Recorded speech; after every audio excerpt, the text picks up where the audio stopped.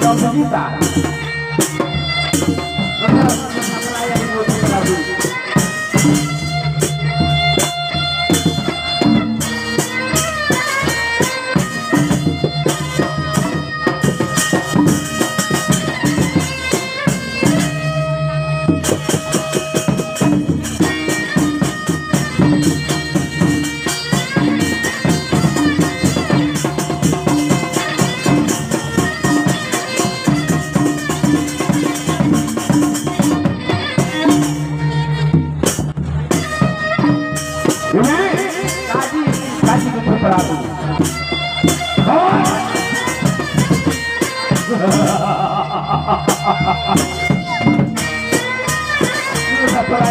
Prabu